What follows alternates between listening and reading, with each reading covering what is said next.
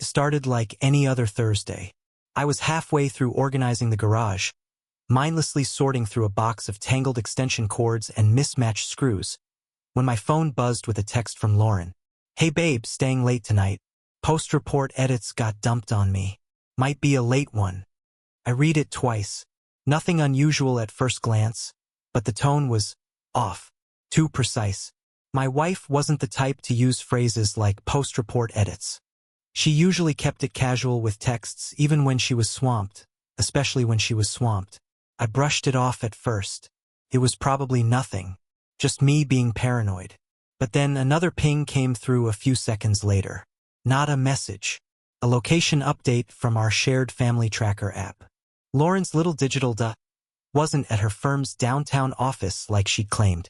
It was on the opposite side of the city, an upscale residential tower near the lakeshore. Definitely not work-related. I just stared at it. You know that slow, sinking feeling you get when something clicks too cleanly into place? Like when you finally find the source of a weird smell in your car and wish you hadn't. That was the feeling. I took a *T without even thinking. No caption. No question mark. Just sent it straight to her. The 3 little dots popped up immediately, the ones that mean she was typing. But they disappeared just as fast. Then nothing. No reply. I waited. 5 minutes. 10. Still nothing. I checked the app again. The dot hadn't moved. 20 minutes later, I heard the unmistakable sound of the garage door rolling up. I kept calm, sat on the couch and pretended to scroll through my phone while every muscle in my body was braced for whatever version of her I was about to meet. Lauren walked in like a performance artist. Every detail curated. Hair pulled back into a sleek ponytail. Lip gloss applied just recently enough to glisten. She wore a soft white blouse tucked into a pair of light-wash jeans, the kind she reserved for low-effort professional days.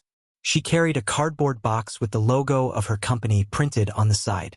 Inside were some folders, a branded notepad, and a few random pens. Props. "Hey you," she said, all breathy and upbeat, like she'd just come from a networking event. God, the traffic was insane. I swear, every lane was closed. I just nodded. "Yeah?" She walked over, gave me a kiss on the cheek. Quick, like she didn't want to linger.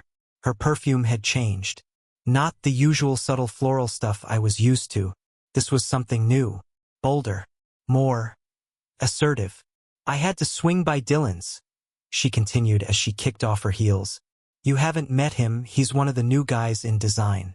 He had the color proofs I needed for tomorrow's pitch. I figured it'd be easier to grab them myself than wait for him to send them." Dylan. She said the name like it had always been in our lives. Like I was supposed to nod along and say, "Oh yeah, Dylan, of course." Instead, I asked, "He lives in that new building on the lake?" She blinked just a half-second longer than usual. "Yeah, actually. It's gorgeous. Big floor-to-ceiling windows. Total envy." Her voice didn't waver. Not once. If I hadn't seen the location ping myself, I might have believed her. Hell, even knowing what I knew, I almost believed her. "I texted you," I said casually. "Did you see it?" "Oh." She glanced at her phone like she just remembered it existed. "No, sorry. My phone was on silent while I was talking to him. Didn't even check it until I got in the car." Perfectly plausible lie. "Well," she added, dropping the box on the kitchen table. "Crisis averted. I've got everything I need for tomorrow. And Dylan says hi." She smiled then, but it didn't reach her eyes. It should have ended there. We should have had dinner. Or fought. Or something. But I didn't push. I just said, "That's good," and went back to pretending I was browsing something on my phone. She left the room a few minutes later. I heard her open the fridge, pour a glass of wine, and head upstairs to change. Probably into sweatpants and a loose tee to complete the illusion that she was back in wife mode. But I didn't follow her. I just sat there. That *T on my phone burned a hole in my mind. I opened the tracker app again.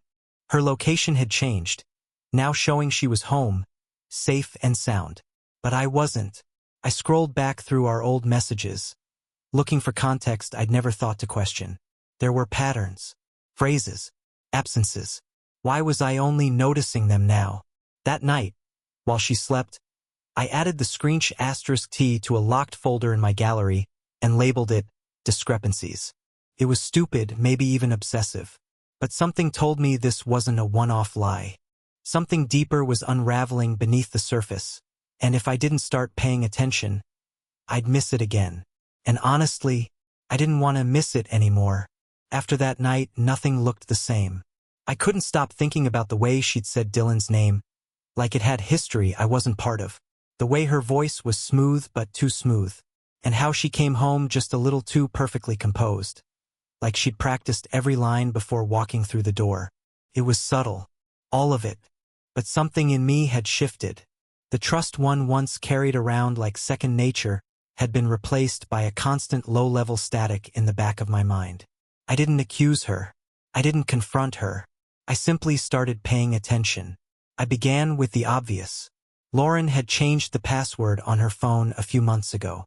She'd mumbled something about a security update from her company's IT department and waved it off.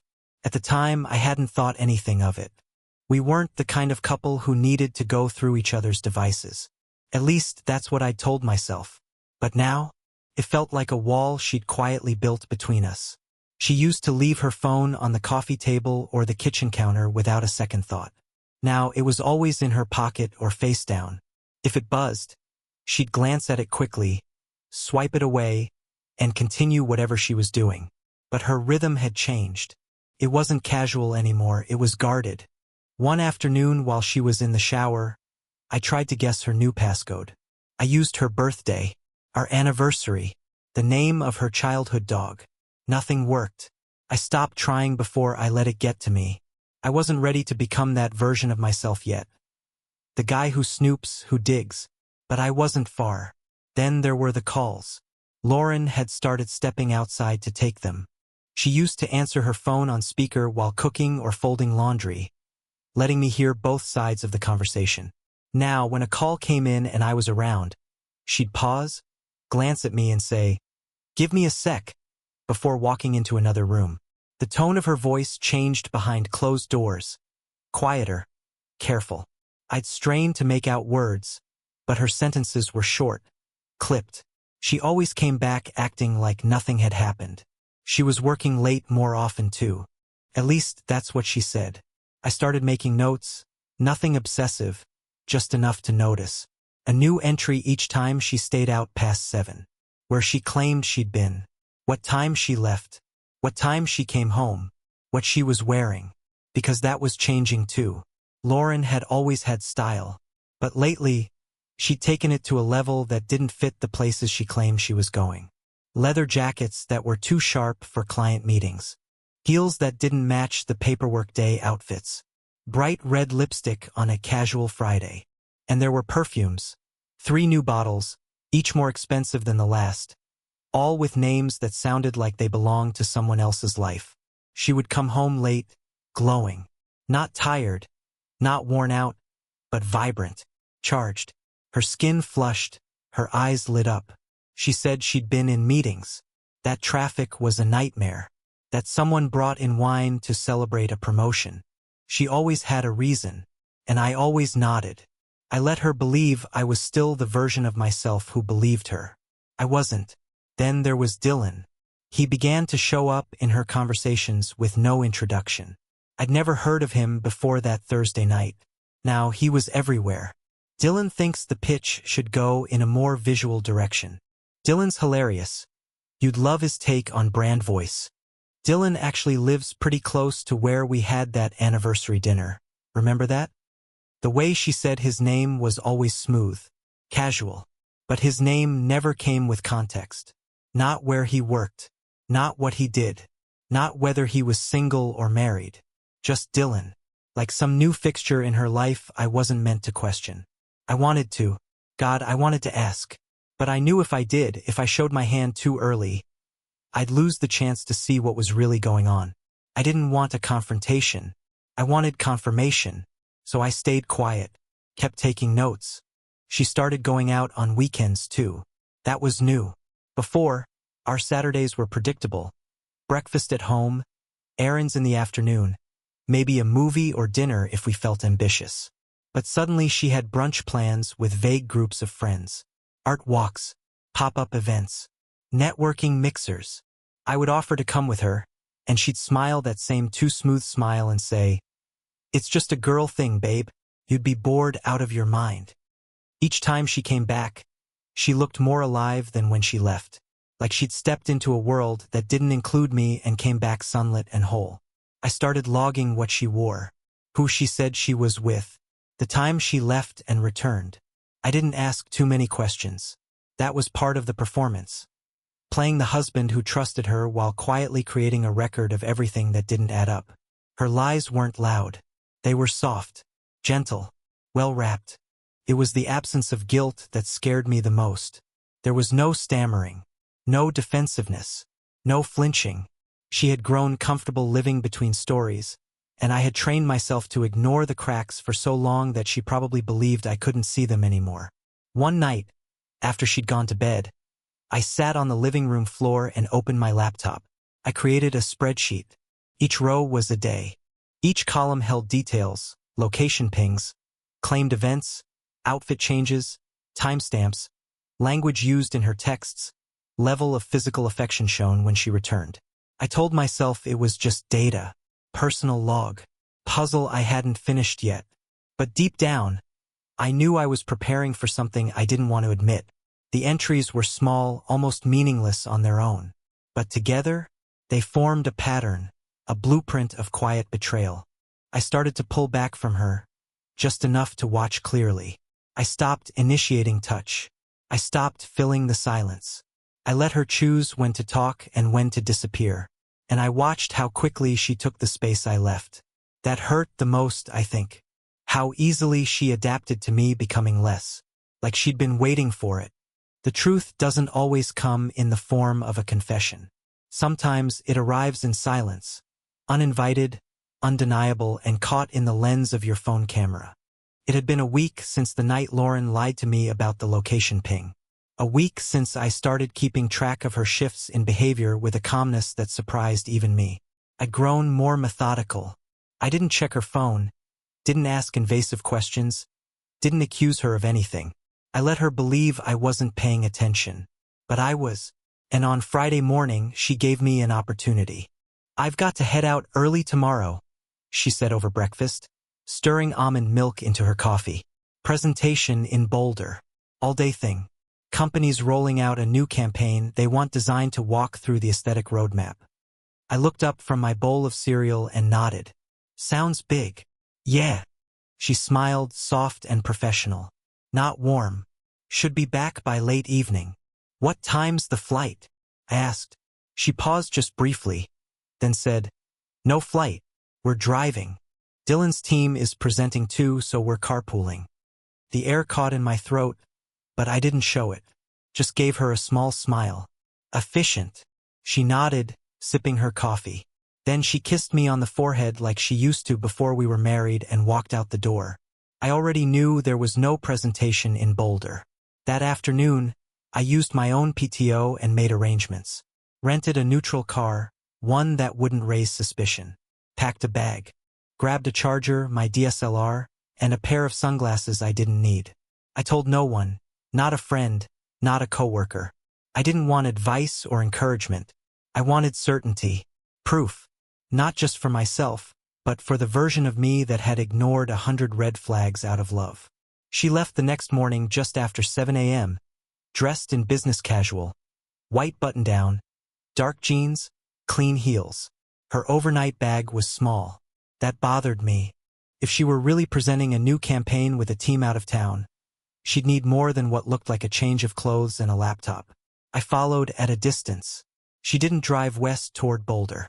Instead, she headed northeast, toward the city's mixed-use district, a maze of trendy cafes, new condo buildings, and boutique gyms, a place we used to go when we were still trying to impress each other. Her car slowed near a brick-and-glass building with dark windows and an attached cafe. She pulled into the underground parking garage. I parked half a block away, near a corner where I could see the entrance clearly but not be seen. I waited. 15 minutes later, she appeared at the sidewalk level. Alone. She wasn't looking around. No checking over her shoulder. No sense of guilt or fear. That hurt in a new way. She looked at ease. I raised my camera just as she walked into the cafe. A few minutes later, he showed up. Dylan. I didn't need to be introduced to know it was him. Something about the way they greeted each other said everything. He wasn't just a coworker or friend. He knew her body language the way I used to. He smiled as he approached, and she reached for his hand automatically. He leaned in, brushed a kiss against her temple, and they both laughed at something she whispered. Then they sat at a small table near the back, close enough for quiet words, far enough for privacy. Or so they thought. I watched from across the street, camera lens tight and focused. They weren't groping each other.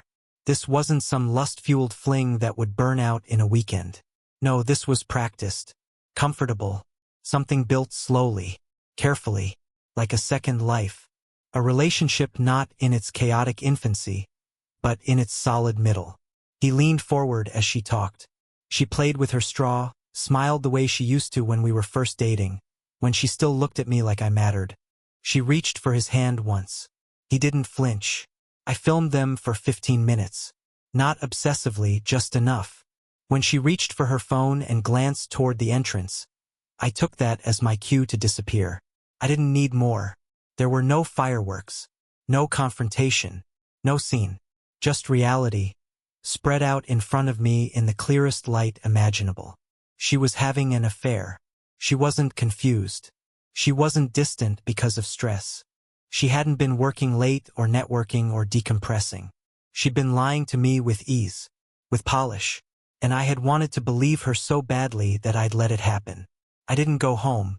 I didn't even know where I was going when I got back in the car. My hands shook for the first half hour. I didn't cry. I didn't scream. I didn't even think about calling her. Instead, I drove. Mile after mile of silence filled with the realization that something I'd once called home no longer existed. I passed city limits, crossed into Wyoming, ended up in a tiny town off I-25 with one motel, a gas station, and a diner that smelled like burnt coffee and bleach. The motel clerk barely looked up when I checked in. The room was beige and peeling, like it had been waiting to be forgotten. I sat on the bed for a long time, the lights off, the camera still in my lap. Then I opened my laptop and started writing. I wrote everything I'd seen, everything I'd suspected, every moment I'd looked away and let her convince me it was nothing. The new passwords, the private calls, the quiet removals, the calculated arrival with the box of office supplies, the mention of Dylan like he belonged in our story, the kiss on the temple, the glow when she came home from work. I didn't write like someone venting. I wrote like someone gathering evidence for himself. Because I needed to see the full picture. I needed to stop wondering if I was overreacting. I wasn't. What hurt the most wasn't the kiss. It wasn't the hand-holding. It wasn't even the lies. It was that she had practiced this life behind my back and perfected it to the point where I couldn't see the seams. She had grown in this new life while I shrank in the one she left behind. I saved the video. Filed the images, stared at them until they felt like fiction. She had erased me in increments, and I had let her. I didn't drive home that night. I didn't even text her. No passive-aggressive messages. No midnight calls demanding an explanation. Nothing. I just stayed in that bleach-scented motel room somewhere outside of Casper, Wyoming, with the heater rattling like it might fall apart at any second, and I let the silence swallow me whole. It was the first time in months, maybe years, that I could hear myself think. There were no distractions. No second voice in my head telling me to give her the benefit of the doubt. No inner negotiator trying to twist the facts into something more palatable. Just me, the quiet hum of a dying light fixture, and the absolute clarity of betrayal. I laid out everything I knew, one piece at a time. On the motel desk was a stack of paper I'd asked the front desk clerk to print. My notes, my log, the digital breadcrumbs I'd been collecting since that first location ping. I organized them like evidence because that's what they were. One lie at a time, scribbled in black ink. One pattern after another, lined up until they formed a trail.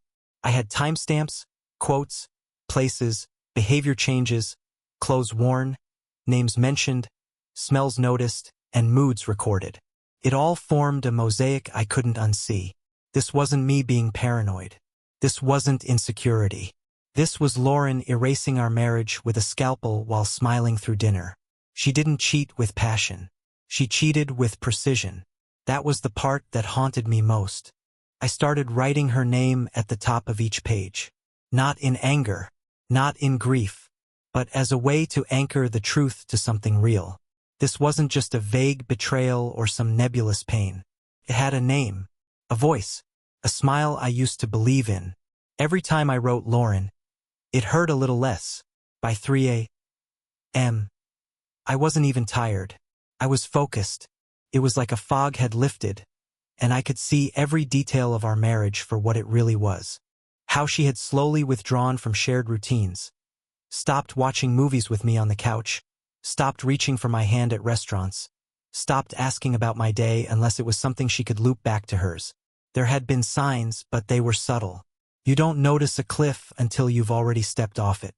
I remembered the way she used to bring me coffee in the mornings, back when things felt light. That ended 6 months ago. I hadn't even realized it until that moment. Or the way she used to hum in the kitchen on weekends, flipping pancakes barefoot. That was gone too, replaced with podcasts in her earbuds. Her back turned to me while she stirred almond milk into her protein shakes. Little erasures. She didn't leave me all at once.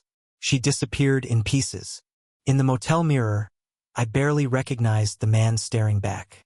Tired eyes, faint lines at the corners, a jaw set harder than it used to be. But there was a steadiness too, a stillness I hadn't felt in ages. Not since I stopped asking questions and started accepting what she gave me. Half-truths wrapped in charm. She had been splitting her life in two, and I'd been living in the quieter half. And for what? So she could chase whatever version of herself Dylan helped her believe in? Maybe he made her feel alive. Or free. Or young. Maybe he made her laugh at things I no longer found funny. Maybe he looked at her like she was still the center of something. I don't know. I'll never know. But I knew one thing now with brutal clarity. I didn't lose her. She left me. There's a difference. I fell asleep around dawn. Not from exhaustion but from emptiness. It wasn't the collapse of a man broken. It was the exhale of someone done pretending. The next day, I drove aimlessly through Wyoming, passing fields and small towns with signs that looked sunburned and sad. I stopped at a diner and had eggs I didn't taste. Watched a train roll through a crossing and counted the cars like I was 12 again. I did nothing of consequence. And it was perfect, because that's what silence does. It resets the frequency in your mind. It lets you hear the echoes of things you ignored for too long. Like how she stopped saying, "I love you," before leaving for work. Or how she started changing clothes in the bathroom instead of the bedroom. Or how she used to ask me to dance in the kitchen at midnight after a glass of wine, but hadn't touched our record player in over a year. By the third day I had a list. Not just a list of lies or inconsistencies, but a list of what I wanted for myself moving forward. Nothing dramatic, just boundaries, truths. I will not live in suspicion again. I will not beg to be chosen. I will not stay quiet to keep the peace. I will not mistake routine for love. That one hit the hardest. We weren't happy. Not really. We were surviving. We were managing a schedule, sharing a mortgage, cooking on Sundays, and sleeping on opposite sides of the bed with walls of silence between us. And I had convinced myself that was normal. It wasn't. We used to talk for hours, laugh about dumb commercials. She used to fall asleep with her head on my chest. But slowly, the int asterisk Macy drained. And in its place, we left polite conversations, shared calendars, and vague promises to reconnect when things calmed down. Things never calmed down, because she didn't want to reconnect. She had already connected elsewhere. By the end of the week, I knew what I had to do. I had no rage left, no desperation, no need to make her feel what I felt. What I wanted more than anything was distance. Not physical distance, but emotional separation. I needed to stop holding my breath every time her phone buzzed. I needed to stop pretending that a well-timed kiss goodnight erased weeks of disconnection. When I finally decided to drive home, it wasn't out of obligation. It was for closure. I wasn't returning to fix something. I was returning to finish something. The drive back felt different. I didn't check the clock. Didn't wonder what she was doing. I just drove with the windows down, letting the air strip away the last pieces of denial that still clung to me. I stopped outside the house before pulling into the driveway. Just sat there, looking at it. The porch lights were on. Everything looked exactly as I'd left it. But I wasn't the same man. I was no longer afraid of what I'd find inside. I pulled into the driveway just past 8 p.m. The porch lights were on, casting a soft, artificial glow across the front of the house. Our house. From the outside, nothing looked different. The lawn was trimmed. The recycling bins were lined up neatly by the curb. A delivery box sat untouched by the door, probably one of Lauren's monthly beauty subscriptions. But when I stepped inside, I felt it immediately. The air smelled like lavender and lemon, her favorite cleaning products. Every surface gleamed like it had been wiped down twice. The floor was vacuumed, rugs straightened, the shoes by the door aligned like they were part of a showroom display. It was sterile, stage-ready, like a home on the market. She was expecting me. Lauren stepped out from the kitchen, still dressed in the same loungewear she used to wear when we'd cuddle up on the couch for movie nights. But tonight, it felt like a costume. Something too casual, too deliberate. "You're back," she said, like she hadn't noticed the silence that had stretched over 3 days. "Yeah," I said simply, setting my keys down. "I needed air." She smiled. "Not a warm one, a guarded one." "I figured. I left everything the way you like it. Even made your favorite chicken piccata."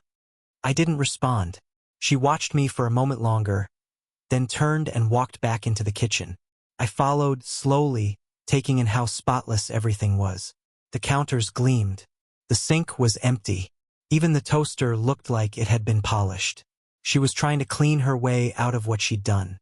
"I wasn't sure when you'd be back," she said, opening the oven to reveal a covered dish. "But I thought maybe we could just talk. Like really talk." I leaned against the counter, arms crossed. "Talk about what?" She hesitated. "About us. About whatever's going on. I know things have felt off, and I think it's time we were honest." That word, honest, hit me harder than I expected. "You've been seeing Dylan," I said. "No build-up. No dramatics. Just the truth." Her face didn't twist in shock. Her eyes didn't widen. She didn't even pretend to be surprised. She just looked at me like I'd finally caught up to where she already was. She set the dish on the counter and leaned against the opposite side, mirroring me. "You followed me." "I watched you," I corrected. "You lied to my face, and I needed to see it for myself." She let out a slow breath. "Okay." That was it. No denial, no backtracking, just that. "Okay." For a moment, neither of us said anything. "Do you love him?" I asked, not because I needed the answer, but because I wanted to see how quickly she'd respond. She looked down, then up. "I don't know. I didn't plan for any of this." "That's not an answer." "I don't have one," she snapped, then softened. "Mason, I've been lost for a long time, and I didn't know how to say it without hurting you." "You didn't say it," I said quietly. "You just did it." She blinked. Her voice trembled now. "I wasn't trying to replace you. I just felt invisible." I cut in. "Unseen. Like I stopped noticing you, or listening, or showing up." She flinched. "I've read the script," I said. "I've had a lot of time." Tears welled in her eyes, but I didn't move. I didn't reach for her. I'd spent months trying to be the man who fixed everything, made things easier, carried the weight in silence. I wasn't doing that anymore. "You were my person," she whispered. "You still are, in some way." "No," I said. "I was your person, and then you chose someone else." Repeatedly. Her composure cracked. She wiped her face with the sleeve of her sweatshirt, but I didn't feel sorry. Not this time, because I realized something standing in that perfectly clean kitchen, watching her fall apart. I was already gone. Not physically, not emotionally, but in spirit. The moment I saw her smile at Dylan like I didn't exist, something inside me stepped out of our marriage and never came back. I walked past her, toward the stairs. "Where are you going?" she asked, her voice breaking. "To pack." "Wait. Can we just talk about what this means?" "It means I'm done," I said. "I'm not angry. I'm not even surprised. But I'm not staying." She followed me halfway up the stairs. "So that's it? You're just walking out?" "I already walked out," I said without turning around. "Days ago. I'm just collecting my things now." I packed in silence. Not frantically, not emotionally, just efficiently. A few shirts, some jeans, toiletries, laptop, chargers, passport, because why not? I zipped the bag slowly, listening to the sound of her breathing outside the door. She never came in. She never tried to stop me. When I came back downstairs, she was sitting on the couch, staring at the floor. "I'm sorry," she said quietly. "I know. I wish I could go back and change it." "But you wouldn't," I said. "Not really. You already had the chance." She didn't argue. She knew I was right. At the door, I paused. "There's no hate here," I said. "Just a line. And you crossed it." I left without slamming the door. I didn't look back. Outside, the air was cold and clean. It smelled nothing like lavender. Nothing like lies. I got in the car and started it. The engine hummed gently like it understood. I didn't cry. I didn't scream. I didn't call anyone. I drove. I didn't know where I'd sleep that night, and I didn't care. Because for the first time in a long time, I wasn't trying to fix something that had already broken. I was letting it stay broken. I was choosing myself. A week later, I returned to collect the rest of my things. An envelope waited on the counter, her handwriting, a final letter. She confessed everything. How it began. How it ended. How she no longer chose me. I didn't feel anger, just quiet closure. I left without replying, moved to a lakeside rental, walked each morning, cooked for myself, and let the silence settle. I didn't need her words. I already knew. Lauren never reached out again. I never checked. I deleted our old photos, muted her contact, and stopped needing answers. The peace I found wasn't joyful, it was clean. I didn't rebuild what broke. I started over. No bitterness. No vendetta. Just dignity. I let her choices go and finally reclaimed my own. In the end, I wasn't the man left behind. I was the one who walked forward, free.